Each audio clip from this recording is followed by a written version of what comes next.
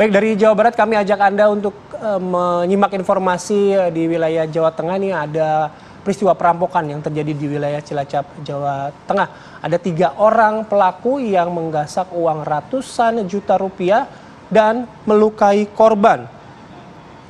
Sejumlah warga menyaksikan pemirsa 3 pelaku perampokan merangsek ke sebuah agen bank. Ini tepatnya di wilayah Kecamatan Kedung Reja, Cilacap.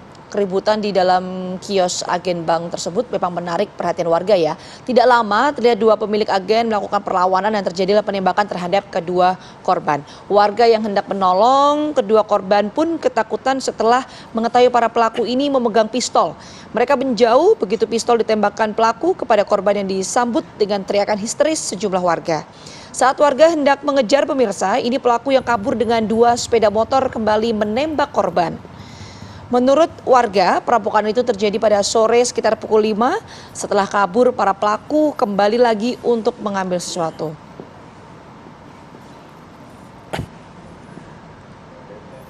Baik, untuk mendalami mengenai peristiwa ini kami akan ajak Anda untuk berbincang. Yang pertama di studio sudah hadir bersama kami ada Pak Adrianus Meliala, ini guru besar kriminolog FISIP UI. Pagi Pak Adrianus. Selamat pagi, terima kasih diundang. Baik, kami juga akan bergabung dengan Pak Sariman ya, merupakan saksi mata ketika peristiwa perampokan itu terjadi. Selamat pagi Pak Sariman. Selamat pagi Pak Sariman. Selamat pagi, ya selamat pagi. Ya. Pak Sariman, saya langsung ke Anda. Pak Sariman, sebenarnya kemarin apa yang terjadi Pak? Apa saja hal-hal yang Anda lihat ketika peristiwa itu terjadi?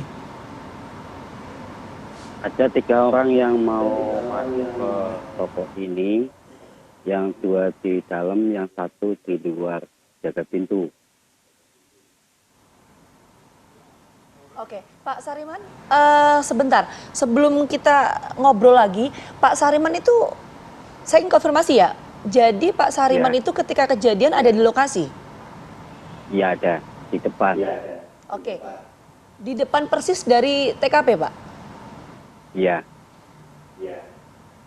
Oke, ini TKP-nya ada di dekat Bapak sekarang atau gimana Pak? Agak, ya dekat sih, ya sekitar 5 meter lah dari kejadiannya itu di korban. Coba boleh minta tolong kita ditunjukkan Pak, lokasi pastinya itu di mana sih sebetulnya? Iya. Iya, silakan Pak. Mungkin bisa diperlihatkan. Yang punya pastinya toko di sini korbannya. Oke. Terus setelah itu? Setelah itu kejadiannya di situ berarti ya Pak ya? Iya, yang punya toko yang dibawa keluar dari dalam ke sini. Oke, setelah itu? Yang satunya lagi di sini.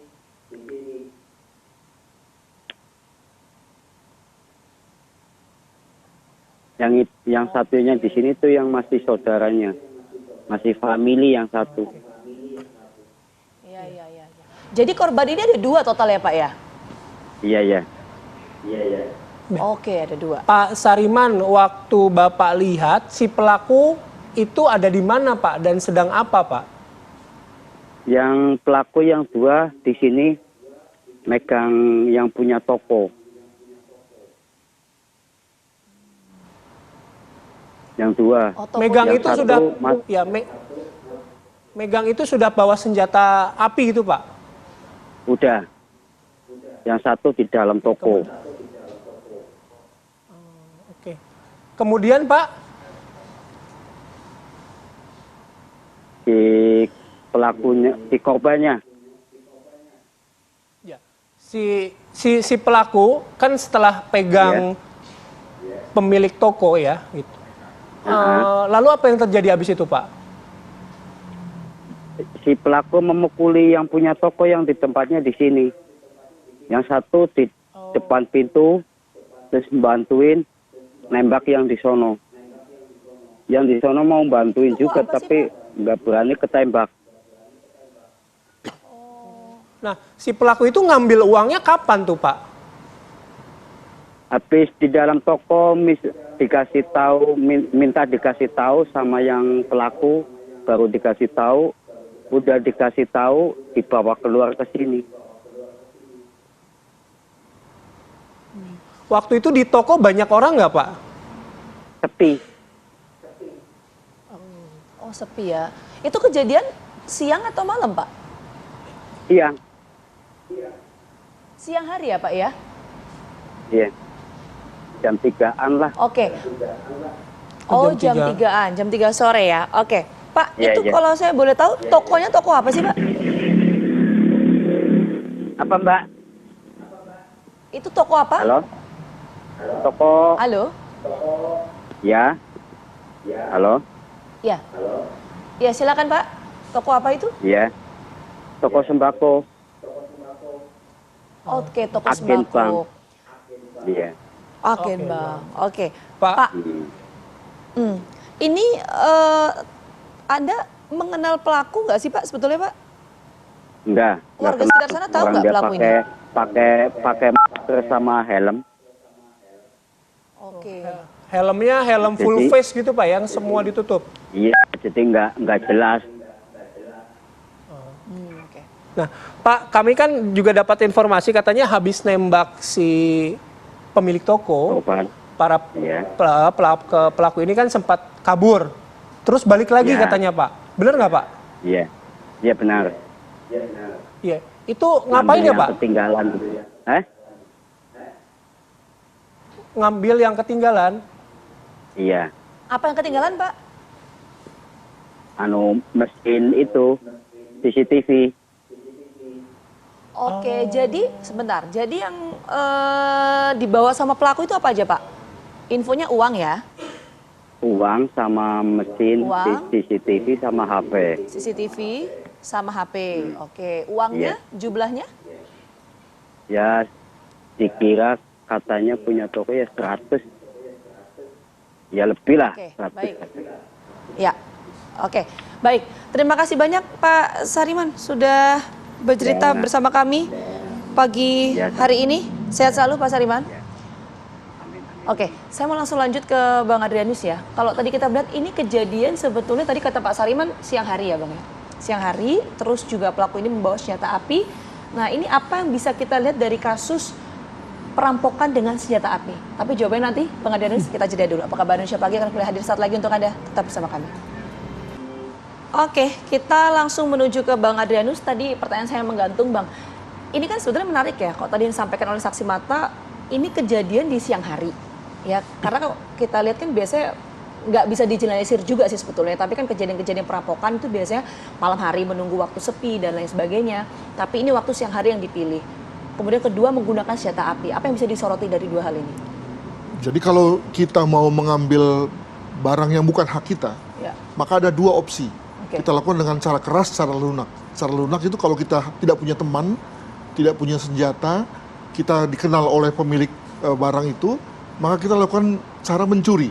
Diam-diam, malam hari, mengendap-endap, ya. Dan segera begitu dapat langsung kemudian kita bersihkan jejak lalu lari. Tapi kalau kita memiliki senjata api bersama-sama, kita dibantu lagi dengan alat yang bisa membuat kita lari, kenapa harus pilih malam hari?